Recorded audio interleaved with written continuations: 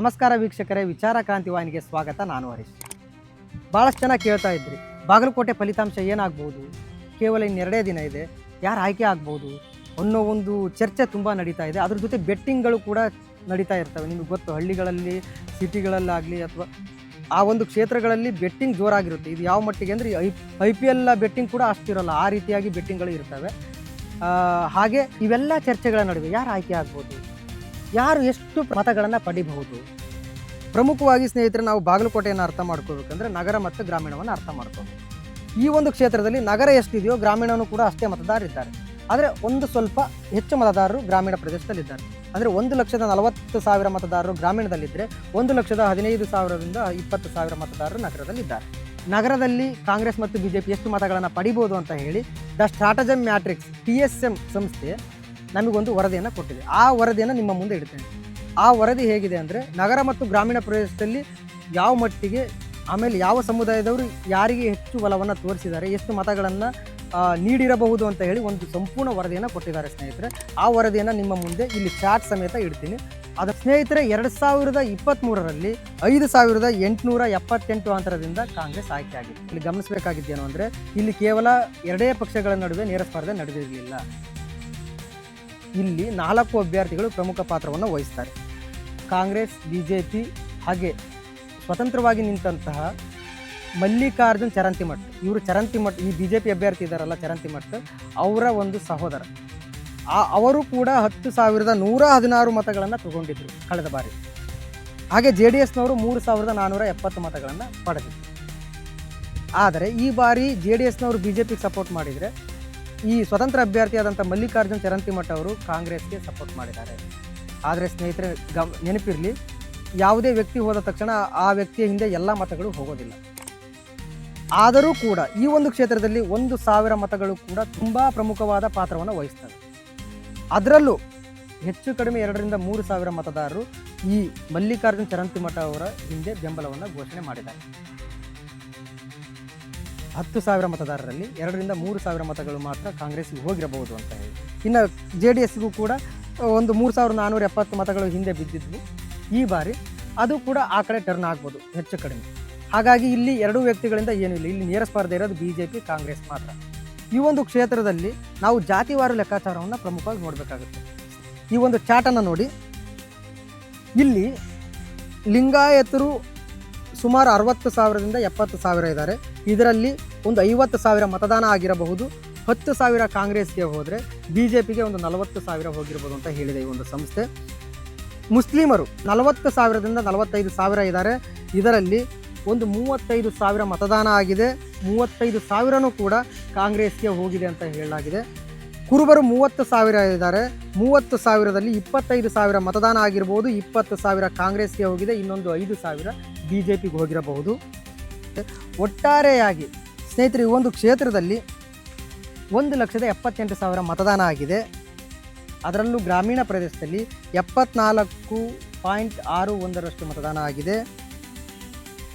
ಅಂದರೆ ಸುಮಾರು 1,40,000 ಮತದಾರರಲ್ಲಿ 1,06,000 ಮತದಾರರು ಮತವನ್ನು ಮಾಡಿದ್ದಾರೆ.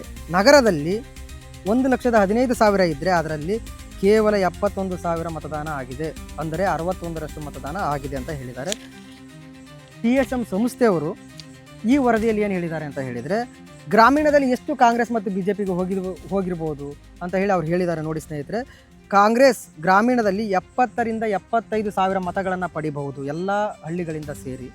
BJP 30,000ರಿಂದ 35,000 ಮತಗಳನ್ನು ಪಡೆಯಬಹುದು ಅಂತ ಹೇಳಿ ಕೊಡಲಾಗಿದೆ. ಅಂದರೆ 70ರಷ್ಟು ಮತದಾನ ಕಾಂಗ್ರೆಸ್ ಪರವಾಗಿದೆ, 30ರಷ್ಟು ಮತದಾನ BJPಗಿದೆ. ಅಂದರೆ ನಗರ ಪ್ರದೇಶದಲ್ಲಿ ಇದರ ಉಲ್ಟಾ, ಅಂದರೆ ಇಲ್ಲಿ ಕಾಂಗ್ರೆಸ್ ಕೇವಲ 20ರಿಂದ 22,000, 71,000 ಮತದಾನ ಆಗಿದೆ. ಅದರಲ್ಲಿ 20ರಿಂದ 22,000 ಕಾಂಗ್ರೆಸ್, ಹಾಗೆ 48ರಿಂದ 52,000 ಅಂದರೆ 70ರಷ್ಟು ಮತದಾರರು BJP ಪರವಾಗಿದ್ದಾರೆ. ಸ್ನೇಹಿತರೆ, ಒಟ್ಟಾರೆಯಾಗಿ ಇಲ್ಲಿ ಗ್ರಾಮೀಣ ಮತ್ತು ನಗರ ಪ್ರದೇಶವನ್ನು ನಾವು ಗಮನಿಸಿದಾಗ ಕಾಂಗ್ರೆಸ್ 50ರಷ್ಟು ಅಂದರೆ 80ರಿಂದ 90,000 ಮತವನ್ನು ಪಡೆಯಬಹುದು.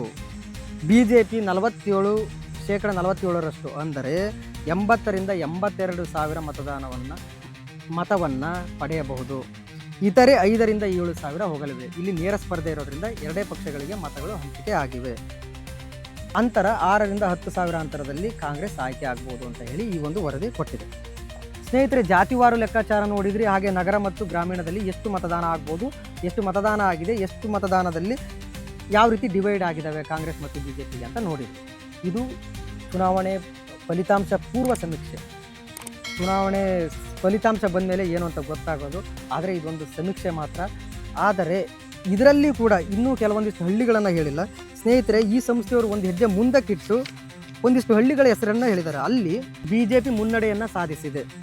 ಆ ಹಳ್ಳಿಗಳು ಯಾವ್ಯಾವು ಅಂದರೆ ಭಗವತಿ, ಮುಡಪಲಜೀವಿ, ಸಂಗೊಂದಿ, ಆಚನೂರು, ನೀರಲಕೇರಿ,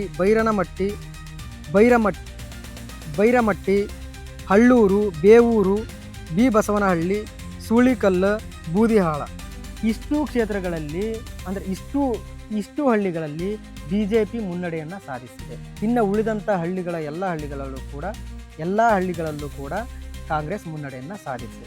ಇನ್ನು ನಗರದಲ್ಲಿ ಏನಿದೆ ಅಂತ ಹೇಳಿದ್ದೀನಿ ಸ್ನೇಹಿತರೆ. ಈ ಒಂದು ಚುನಾವಣೆಯಲ್ಲಿ ಒಂದು ಕಡೆ ಮೇಟಿ ಅವರ ಕುಟುಂಬದ ಮೇಲೆ ಅನುಕಂಪನೂ ಕೂಡ ಇದೆ. ಹಳ್ಳಿ ಕಡೆ ಸರ್ವೆ ಮಾಡಿದಾಗ ಜನರು ಹೇಳಿದ್ದು ಒಂದೇ, ಅನುಕಂಪ. ನಿಜವಾಗ್ಲೂ ಕೂಡ ಅನುಕಂಪ ವರ್ಕೌಟ್ ಆಗಿದೆ ಈ ಒಂದು ಕ್ಷೇತ್ರದಲ್ಲಿ. ಆದರೆ ದಾವಣಗೆರೆಯಲ್ಲಿ ಆಗಿಲ್ಲ, ಆದರೆ ಇಲ್ಲಿ ಮಾತ್ರ ಅನುಕಂಪ ವರ್ಕೌಟ್ ಆಗಿದೆ. ಹಾಗೆ ಉಮೇಶ್ ಅವರಿಗೆ ಮೊದಲಿಂದನೂ ಕೂಡ ಹಳ್ಳಿ ಕಡೆ ಸ್ವಲ್ಪ ಬಾಂಧವ್ಯ ಇತ್ತು ಅಂತ ಜನ ಹೇಳಿದ್ದಾರೆ. ಹಾಗಾಗಿ ಹಳ್ಳಿ ಜನರು ಸ್ವಲ್ಪ ಒಂದು ಮಟ್ಟಿಗೆ ಉಮೇಶ್ ಅವರಿಗೆ ಇದೊಂದು ಎಲೆಕ್ಷನ್ನಲ್ಲಾದರೂ ಆಯ್ಕೆ ಮಾಡೋಣ ಅನ್ನೋ ಒಂದು ಮನಸ್ಥಿತಿಯಿಂದನೂ ಓಟ್ ಹಾಕಿದ್ದಾರೆ. ಇಲ್ಲಿ ಅಭಿವೃದ್ಧಿ ಹಾಗೆ ಹೇಗೆ ಅಂತ ನೋಡಿದಾಗ ಸ್ನೇಹಿತರೆ, ಅಭಿವೃದ್ಧಿ ಅನ್ನೋದಕ್ಕಿಂತ ಇಲ್ಲಿಯ ಜನರಿಗೆ ಉದ್ಯೋಗ ಇಲ್ಲ.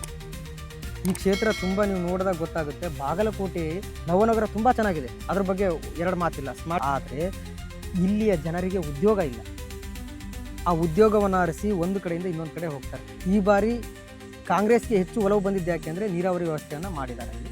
ಹಾಗಾಗಿ ಕಾಂಗ್ರೆಸ್ನವರಿಗೆ ಅಲ್ಲಿಯ ರೈತರು ಕೈ ಹಿಡಿದಿದ್ದಾರೆ ಅಂತ ಹೇಳ್ಬೋದು. ಹಾಗಾಗಿ ಈ ಒಂದು ಕ್ಷೇತ್ರದ ಫಲಿತಾಂಶ ಬಂದ ಮೇಲೆ ಮತ್ತೆ ನಾನು ರಾಜಕೀಯ ವಿಶ್ಲೇಷಣೆಯೊಂದಿಗೆ ನಿಮ್ಮ ಜೊತೆ ಸಿಗ್ತೀನಿ ಸ್ನೇಹಿತರೆ. ಈ ಒಂದು ಕ್ಷೇತ್ರದಲ್ಲಿ ಯಾರು ಆಯ್ಕೆ ಆಗ್ತೀವಿ ಅಂತ ಹೇಳಿದ್ವಿ. ದ ಸ್ಟ್ರಾಟಜಮ್ ಮ್ಯಾಟ್ರಿಕ್ಸ್ ಸಂಸ್ಥೆ ಮಾಡಿದಂಥ ಸರ್ವೆ ನಿಜವಾಗ್ಲೂ ಕೂಡ ಸರಿಯಾಗಿದೆಯಾ ಅಂತ ಹೇಳಿ ಫಲಿತಾಂಶ ಬಂದ ಮೇಲೆ ಗೊತ್ತಾಗುತ್ತೆ ಸ್ನೇಹಿತರೆ. ವಿಚಾರ ಕ್ರಾಂತಿ ವಾಹಿನಿಯನ್ನು ಸಬ್ಸ್ಕ್ರೈಬ್ ಮಾಡಲಿಲ್ಲ ಅಂದರೆ ದಯವಿಟ್ಟು ಸಬ್ಸ್ಕ್ರೈಬ್ ಮಾಡಿ, ಹಾಗೆ ನಿಮಗೆ ಇಷ್ಟವಾದರೆ ಲೈಕ್ ಮಾಡಿ ಅಂತ ಹೇಳ್ತಾ, ನಿಮ್ಮ ಸ್ನೇಹಿತರಿಗೂ ಈ ವಿಡಿಯೋವನ್ನು ಶೇರ್ ಮಾಡಿ, ಹಾಗೆ ಫೇಸ್ಬುಕ್, ಇನ್ಸ್ಟಾಗ್ರಾಮ್ನಲ್ಲೂ ಕೂಡ ನಮ್ಮ ಪೇಜನ್ನು ಫಾಲೋ ಮಾಡಿ ಅಂತ ಹೇಳ್ತಾ, ನಮಸ್ಕಾರ ಸ್ನೇಹಿತರೆ, ಮತ್ತೆ ಸಿಗೋಣ.